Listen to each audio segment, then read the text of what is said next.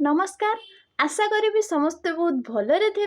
आज आमे बहुत इम्पोर्टेंट टॉपिक नहीं कि आसछु जहाँ OTT CTT jetty mostly important एवं ए टॉपिक व्याकरण भूमिका जहाँ कि लास्ट को आमे किछि क्वेश्चंस रखीछु।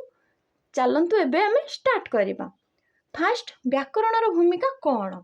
व्याकरण नीति नियमर समाहार जहा द्वारा भाषा शुद्ध रूप निये, स्पष्ट होता है, श्रृंखलित हुए एवं परिमार्जित हुए। व्याकरण एमिति गोटे तार भूमिका जहाँ कि नीति नियमर समाहार सेटा जहाँ भी आमे जमिति लेखु गोटे सेंटेंस कि जहाँ भी जानी थाउ सेटा बहुत रूल रेगुलेशन रे ताहा हे थाए जहाँ कि ताको व्याकरण कहा जाए एवं तार से हो जो शुद्ध रूप नहीं थाए एवं व्याकरण द्वारा भाषा ही शुद्ध रूप नहीं थाए, स्पष्ट होता है, नीट एंड क्लियर होता है, जो थे किसी भी त्रुटि आमे देखा पाऊना तार श्रृंखलित होता है एवं परिमार्जित होता है। एग्जाम रे क्वेश्चंस केमती आसीबो जेमिति कि भाषा कहा द्वारा शुद्ध रूप नहीं थाए, स्पष्ट होता है एवं श्रृंखलित होता है, सेटा होछु व्याकरण द्वारा। आउ गुटे आसी जाई पारे जेमिति कि जहाँ द्वारा भाषा शुद्ध रूप निये, स्पष्ट होता है, श्रृंखलित हुए एवं परिमार्जित हुए, ताहाकू कौन कहा जाए? ताहा होछु व्याकरण कहा जाए। तो व्याकरण भूमिका को आमे ताहा होछु दुई भाग रे विभक्त होता है। से होछु दुई प्रकार। कौन कौन? गोटे होछु व्यावहारिक व्याकरण, व्यवहारिक व्याकरण, सेकेंड टा तात्विक व्याकरण, तात्विक व्याकरण सॉरी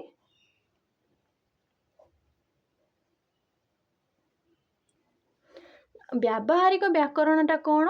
जोटा होचु उदाहरण सूत्र यही सब को व्यावहारिक व्याकरण इंडिकेट करे। जेमिति कि आमे जदि गोटे जानुचु आगे होचु पाठ युक्त आगर जोटा होचु पाठागार, तापरे एटा कोन पई हैला तार फॉर्मूला जानिया पई हेले, तार रूल जानिबा पई हेले, तापरे आमे कोन जानिबा ओ बा आ परे बा ओ बा आ रो मिश्रण रे कोन हेइथाय? आ हेइथाय। तो सेई पई पाठ ओ युक्त आ एठी हला आ, एटा हला पाठागार। तो उदाहरण एग्जाम्पल टू रूल, आगे एग्जाम्पल जानी सारी कि तापरे रूल जानिबा को आमे व्यावहारिक व्याकरण कहू। तात्विक व्याकरण कौन? तात्विक व्याकरण तार उल्टा। जदि आमे तार होचु सूत्र नियमर वर्णना यही सब आगे जानी सारला परे तापरे जदि आमे उदाहरण जानुचे ताहले सेटा होचु तात्विक व्याकरण। आगे आमे रूल टू जानिबा, आगे रूल जानिबा, तार रूल कौन?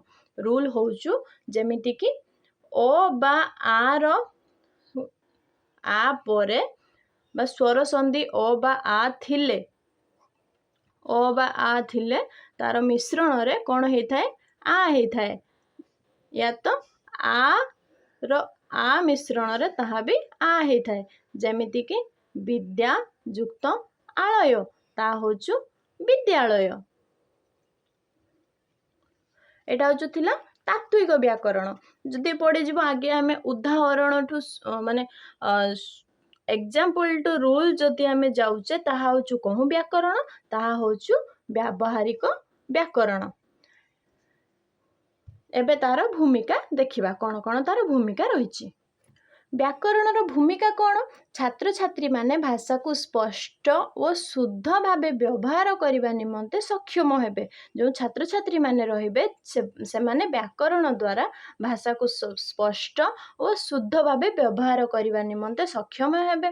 तार शिक्षार्थी माने निर्भुल भावे उड़िया भाषा लेखिबार सामर्थ्य लाभ करिवे। जदि आमे व्याकरण जानुछु, व्याकरण जानिबा परे आमे भाषा को केमिति निर्भुल भावरे लेखि पारिबा उड़िया भाषा को ताहा आमे जानिबा व्याकरण द्वारा। देन छात्र छात्री माने व्याकरण पढ़िबा द्वारा ओडिया पठन करिवार शुद्ध रूपे दक्षता प्राप्त करिवे। जदि छात्र छात्री माने व्याकरण बहुत भल भाव जानुंट व्याकरण बहुत भल भाव शिखुंट ताहले सेमाने व्याकरण द्वारा केमिति ओडिया पठन को शुद्ध रूपे पढ़ी पारिबे ताहा होछु तार ऊपर दक्षता लाभ करिवे। देन छात्र छात्री मानकर ओडिया भाषार गठन संपर्कित ज्ञान लाभ करिवे जेमिति कि सेमाने ओडिया भाषा ऊपर जो गठन रहिछि तार संपर्कित ऊपर ज्ञान लाभ हेबे। एमिति भाषा प्रयोगर शिष्टता तथा श्रृंखला ज्ञान आमे जितेबाला गोटे कम्युनिकेशन करूचु आमे केमिति बड़ मानू कथा हवा केमिति आपण तुमे कहीकि सम्मान देबा जितेबाला आमे शिक्षक शिक्षयित्री मानक सहित कथा हवा सेतेबाला आमे केमिति सम्मान दे कथा हवा से व्याकरण पढ़िबा द्वारा आमे कहा सहित केमिति कम्युनिकेशन करिबा ताहा बहुत भल भाबरे आमे दक्षता प्राप्त करिथाउ। देन भाषारे शुद्धता और स्वातंत्र्य रक्षा करिबा जो भाषा आमे पढ़िबा से भाषा जो व्याकरण द्वारा आमे भाषा शिखिबा तार प्यूरिटी एंड यूनिकनेस जो प्यूरिटी और यूनिकनेस को आमे जानिबा तार रक्षा भी करिबा। आमे जदि गोटे गुरुजी गुरुमा स्कूल रे थिबे आमे तांको बे बा करी कथा हवा सेटा तो केबे भी तार शुद्धता को बुझेइबनी ना। आमे जतेबेले आम पितामाता सहित कथा हवा तुमे न करिकि जमिति आमे सांग साथी मानक सहित कथा होजे सेमिति कथा हवा तो सेटा तार शुद्धता रहिबनी। आमे व्याकरण शिखिबा द्वारा कहा केमिति व्यवहार करिबा कोंठी भाषार श्रृंखलता रखिबा से विषय रे आमे जानि थाउ।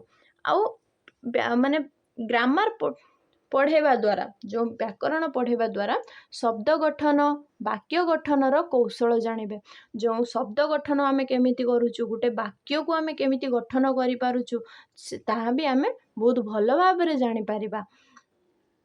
एबे ग्रामर बा व्याकरण पढ़िबा पई आमे पिला माननकु केउ केउ मेथड यूज करि पढ़ेबा ताहा जानिबा।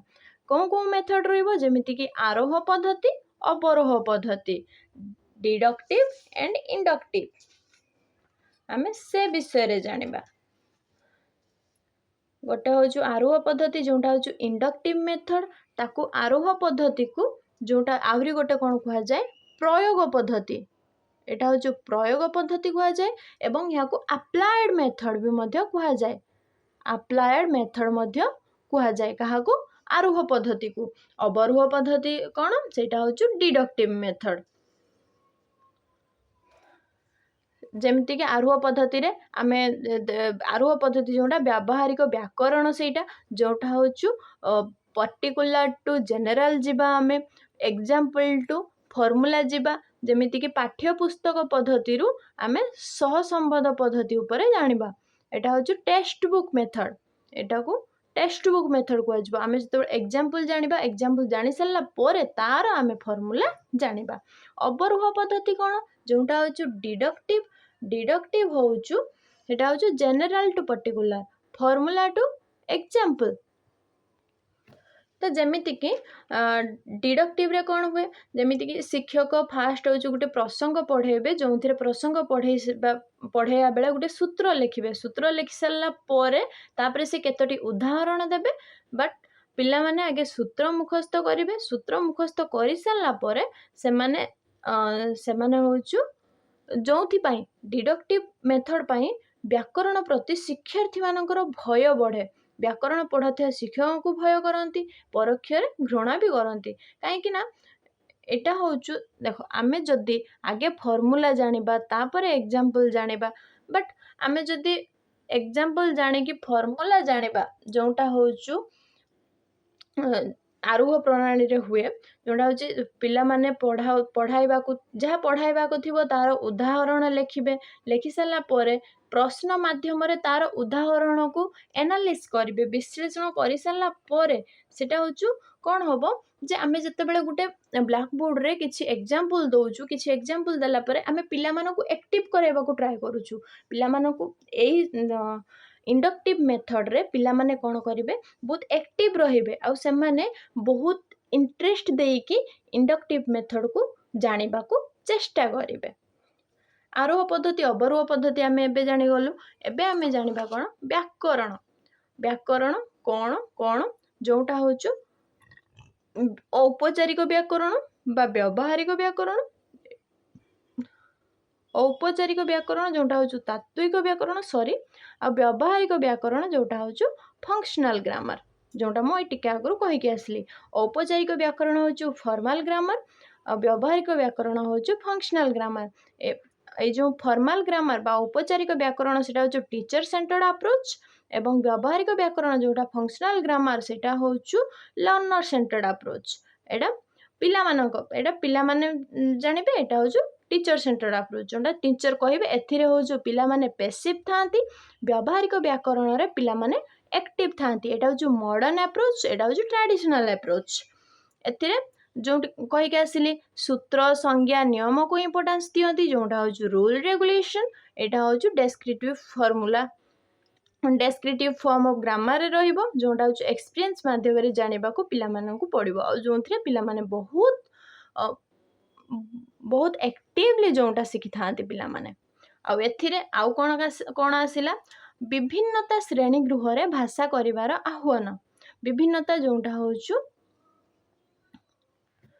जे एक विविध श्रेणीगृह एक शिक्षागत परिवेश को बुझाए जो विभिन्न पृष्ठभूमि संस्कृति जाति भाषा दक्षता एवं अभिज्ञतार छात्र माने अंतर्भुक्त यह हूँ गोटे श्रेणीगृह जो गोटे एनवायरनमेंट को बुझाऊँच आ विभिन्न पृष्ठभूमि कल्चर कास्ट लैंग्वेज कैपेबिलिटी एवं नॉलेज रो छात्र माने नॉलेज भितर छात्र छात्री माने अंतर्भुक्त थिबे एवं भाषा विविधता लैंग्वेज डाइवर्सिटी विभिन्न गोष्ठीर लोक मानक द्वारा कथित विभिन्न भाषा को बुझाए लैंग्वेज डाइवर्सिटी कौन बहुत गोष्ठीर विभिन्न गोष्ठीर लोक मानक द्वारा कथित विभिन्न भाषा को बुझाई थाए यह सही भाषा गुड़िक मध्य थिबा उपभाषा उच्चारण एवं विविधता को मध्य अंतर्भुक्त करे जो उपभाषा थाए उच्चारण थाए विविधता को मध्य अंतर्भुक्त करे एथिरे भी गोटे क्वेश्चन आसी जाए जेमिति कि होची उपभाषा उच्चारण एवं विविधता को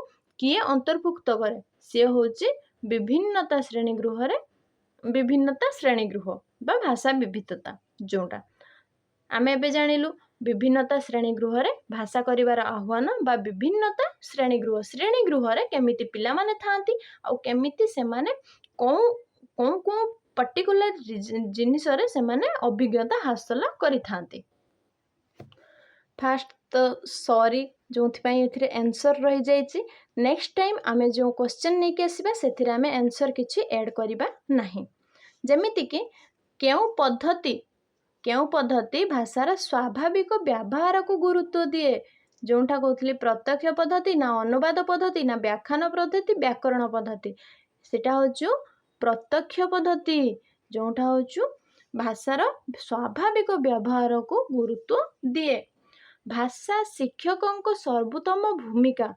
भाषा रे जो शिक्षकों सर्वोत्तम भूमिका कौन कंट्रोलर तो हबनी भाषा शिखिया पाई कौन शिक्षक आम उपरे कंट्रोल करती केबे नुहे एग्जामिनर भाषा शिखिया पाई एग्जामिनर आसीबे आम पाखु एटा भी केबे हबनी कि भाषा शिखिया पाई आमे भाषा शिखिया पाई सार कौन आमको डिक्टेटर करिवे एटा भी केबे हबनी किंतु भाषा शिखिबा पाई शिक्षकों सर्वोत्त भूमिका रहिबो से गोटे फैसिलिटेटर हेबे से पिला माननकु शिखेइबे पिला माननकु जणेइबे से यदि फैसिलिटेटर हेबे ताहाले पिला माने सेठी एक्टिव हेई पारिबे पिला माननकु एठी कुहा जायनि जे पिला माने पैसिव रहिबे पिला माने जदि एक्टिव रहउचंती ताहाले से माने बहुत भलो भाबरे बहुत किछि शिखि पारिबे एठी कोउठी प्रोडक्टिव स्किल नुह प्रोडक्टिव स्किल कोउठा नुह जोटा होचु देखो स्पीकिंग आ राइटिंग आमे कोन कहिथिलु सेटा होचु प्रोडक्टिव नुह से होचु पैसिव स्किल जोटा रिसेप्टिव स्किल जोटा स्पीकिंग एंड राइटिंग रीडिंग टा कोन productive skill I am sorry एटा होचु स्पीकिंग एंड राइटिंग होचु एटा होचु प्रोडक्टिव स्किल रीडिंग टा होचु प्रोडक्टिव स्किल नुहे रीडिंग टा होचु passive skill speaking and writing होचु सेटा होचु प्रोडक्टिव स्किल भितरे जाउचु एटा होचु प्रोडक्टिव स्किल नुहे एटा होचु receptive skill I am sorry then शिशु को उत्तर भूल हेले शिक्षक कोन करिवे ତୁରନ୍ତ ଗାଳି ଦେବେ? କେବେ ନୁହେଁ। ଯଦି ଗୋଟେ ପିଲା ଭୁଲ କରୁଛି ତାହେଲେ ଶିକ୍ଷକ ଯଦି ତାକୁ ସଡନ୍ ଗାଳି ଦଉଛନ୍ତି ତାହେଲେ ସେ ଡରିଯିବ, ସିଏ ଆଉ କିଛି କହିବା ପାଇଁ ବି କେବେ ସାହସ କରିବ ନାହିଁ। ଦେନ୍ ସଂକେତ ଦେଇ ସଠିକ୍ ଉତ୍ତରକୁ ପହଞ୍ଚାଇବେ ନା କ୍ଲାସରୁ ବାହାର କରିଦେବେ, ଅଙ୍କ କାଟିଦେବେ? ଏଟା ତ କେବେ ହବନି। କ୍ଲାସରୁ ବାହାର କରିଦେଲେ ଗୋଟେ ପିଲା କେମିତି ଶିଖିବ ଯେ ତାର ଯୋଉଠି ତ୍ରୁଟି ରହୁଛି ସେ ତାକୁ ଠିକ୍ କରିବ ବୋଲି? କ୍ଲାସରୁ ବାହାର କରିଦେଲେ ସେ କେବେ ସେଟା ଶିଖିପାରିବ ନାହିଁ। କିନ୍ତୁ ଯଦି ସଂକେତ ଦେଇ ଠିକ୍ ସମୟରେ ଉତ୍ତରକୁ ପହଞ୍ଚାଇ ପାରିବେ ସାର୍, ସେଇ ସମୟରେ ପିଲା କ'ଣ କରିବ, ତାର ତ୍ରୁଟି ଯୋଉଟା ଥିବ ତାକୁ ଠିକ୍ କରିପାରିବ। ତା ସହିତ ସିଏ ବହୁତ ଭଲ ଭାବରେ ଜାଣିପାରିବ ଯେ ଏଇଠି ମୋର ଏଇ ଜିନିଷଟା ଭୁଲ ରହିଲା, ତ ସିଏ ବହୁତ ଭଲ ଭାବରେ ଶିଖିପାରିବ। ଏଇଟା ସାର୍ ଶିଶୁଙ୍କୁ ଭୁଲ ହେଲେ କହିପାରିବେ। ଦେନ୍ ଲାଙ୍ଗୁଏଜ ଏକ୍ରସ୍ କରିକୁଲମ୍, LACର ଅର୍ଥ କ'ଣ?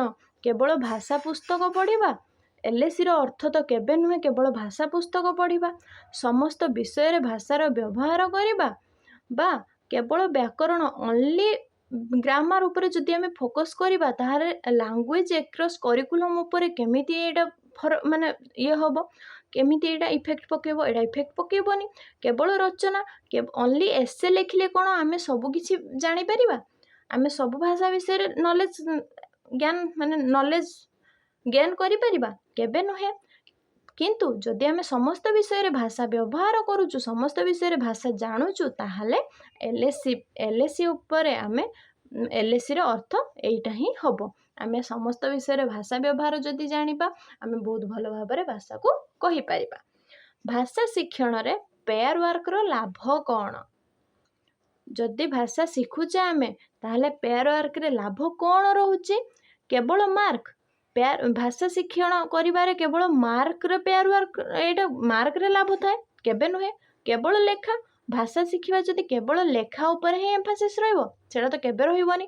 ନିରବତା ବୃଦ୍ଧି, ଆମେ ଭାଷା କ'ଣ ଶିଖିଥାଉ ନିରବତା ରହିବା ପାଇଁ, ଆମେ ଚୁପ୍ ରହିବା ପାଇଁ? ସେଟା କେବେ ନୁହେଁ। କିନ୍ତୁ ଭାଷା ଶିଖିବା ହେଲେ ତାହା ହେଉଛି କଥୋପକଥନ ବୃଦ୍ଧି। ଆମେ ଫାର୍ଷ୍ଟ କ୍ଲାସରେ ପଢ଼ିଥିଲୁ। ଲାଙ୍ଗୁଏଜ ଶିଖିବା ପାଇଁ ହେଲେ ଲାଙ୍ଗୁଏଜରେ ମୋଷ୍ଟ ଇମ୍ପୋର୍ଟାଣ୍ଟ ତାର କମ୍ୟୁନିକେସନ୍। ଯଦି ଆମେ କମ୍ୟୁନିକେସନକୁ ବେଟର କରିପାରିବା ତାହେଲେ ଆମେ ଭାଷାକୁ ବହୁତ ଭଲ ଭାବରେ ବହୁତ ଜଲ୍ଦି ଆମେ ଶିଖିଯିବା। ଦେନ୍ ଆଜିର ଲାଷ୍ଟ କ୍ୱେଶ୍ଚନ୍, ଶିକ୍ଷକଙ୍କ ପ୍ରଶଂସା ବା ପଜିଟିଭ ଫିଡବ୍ୟାକ୍ର ପ୍ରଭାବ, ଯଦି ସେଇଟା କ'ଣ? ଶିକ୍ଷକଙ୍କ ପ୍ରଶଂସା ବା ପଜିଟିଭ ଫିଡବ୍ୟାକ୍ର ପ୍ରଭାବ କ'ଣ ରହିବ? ଯଦି ଜଣେ ସାର୍, ଜଣେ ଶିକ୍ଷକ ଯଦି ଗୋଟେ ପିଲାକୁ ପଜିଟିଭ ଭାବରେ ତାଙ୍କର ଫିଡବ୍ୟାକ୍ ଦେଉଛନ୍ତି ତାହେଲେ ପିଲା ଉପରେ କ'ଣ ପ୍ରଭାବ ରହୁଛୁ? ଯେ ଶିକ୍ଷାର୍ଥୀର ଆତ୍ମବିଶ୍ୱାସ ବଢ଼ାଏ, ଭୟ ବଢ଼ାଏ? ପଜିଟିଭ ଫିଡବ୍ୟାକ୍ ଯଦି ସାର୍ ଆମକୁ ଦେଉଛନ୍ତି, ଆମର କ'ଣ ଭୟ ବଢ଼ିବ? କେବେ ନୁହେଁ। ଶିଖିବା କମାଏ? କେବେ ଶିଖିବା କମାଇବନି। ଯଦି ସେଇଟା କେବେ ହବ, ଯେତେବେଳେ ସାର୍ଙ୍କ ଆଡ଼ୁ ନେଗେଟିଭ ଫିଡବ୍ୟାକ୍ ଆସିବ। ଯଦି ସାର୍ ସବୁବେଳେ ଆମକୁ ବହୁତ ପାଟି କରିବେ, ଭୁଲ ହେଲା ସତ୍ତ୍ୱେ ବହୁତ ପିଟିବେ, ତ ତାହେଲେ ଆମର ଶିଖିବା କମିଯିବ, ଭୟ ବଢ଼ିଯିବ ଏବଂ କୌଣସି ପ୍ରଭାବ ପକେଇବ ନାହିଁ। ଏଇଟା କେମିତି? ଯଦି ସାର୍ ପଜିଟିଭ ଫିଡବ୍ୟାକ୍ ଦେବେ ତାହେଲେ ଗୋଟେ ପିଲା ଉପରେ କେମିତି ପ୍ରଭାବ ପକେଇବ ନାହିଁ? ଶିକ୍ଷାର୍ଥୀର ଆତ୍ମବିଶ୍ୱାସ ବଢ଼ିବ। ଯଦି ଆମେ ଯେତେବେଳେ ଓଡ଼ିଆ ପେଡାଗୋଜି କରୁଛୁ ୟା ଇଂଲିଶ ପେଡାଗୋଜି କରୁଛୁ କି CDP ବି କରୁଛୁ, ଯଦି ଆମେ ସେ ଜାଗାରେ ନିଜକୁ ରଖି ଦେଖିବା ତାହେଲେ ସେଠି ଆମେ ବହୁତ ଭଲ ଭାବରେ କ୍ୱେଶ୍ଚନକୁ ସଲ୍ଭ କରିପାରିବା। ତ ଶିକ୍ଷାର୍ଥୀର ଏଠି କ'ଣ ଦେଖିଲେ ଆମେ? ଶିକ୍ଷାର୍ଥୀର ଆତ୍ମବିଶ୍ୱାସ ବଢ଼େଇବ। ଯଦି ଶିକ୍ଷକ ଆମକୁ କୌଣସି ଆନ୍ସରରେ ଯଦି ଆମକୁ ପଜିଟିଭ ଫିଡବ୍ୟାକ୍ ଦେଉଛନ୍ତି କି ହଁ ବହୁତ ଭଲ କରିଛୁ, ତୁ ଆଗକୁ ଏମିତି ଟ୍ରାଏ କଲେ ଆହୁରି ଭଲ ପଢ଼ିପାରିବୁ, ତ ସେ ପିଲା କ'ଣ ଚାହିଁବ କି ମୁଁ ବହୁତ ଭଲ ପଢ଼ିବି, ବହୁତ ଭଲ ପଢ଼ିକି ଆଗକୁ ଯିବି, ତ ତାହାର ସେଲ୍ଫ କନଫିଡେନ୍ସ ବଢ଼ିବ। ତ ଆଜି ପାଇଁ ଏତିକି। ଆମେ କିଛି ପଢ଼ିବା ସହିତ କିଛି କ୍ୱେଶ୍ଚନ୍ସ ଡିସ୍କସ୍ କଲୁ। ଯଦି ଆପଣମାନଙ୍କୁ ମୋର ପଢ଼ାଇବାଟା ବହୁତ ଭଲ ଲାଗିଛି କି କେଉଁଠି ତ୍ରୁଟି ରହିଛି କି ଯାହା ବି ରହିଛି ଆପଣ ଜଣେଇବାକୁ ଟ୍ରାଏ କରିବେ। ଆଉ କେଉଁ ସବଜେକ୍ଟ ଉପରେ ମୋଷ୍ଟଲି ଦରକାର ତାହା ବି କହିଲେ ମୁଁ ଆପଣମାନଙ୍କ ପାଖରେ ପହଞ୍ଚାଇବାକୁ ଟ୍ରାଏ କରିବି। ଆଜି ପାଇଁ ଏତିକି, ରହୁଛି। Thank you.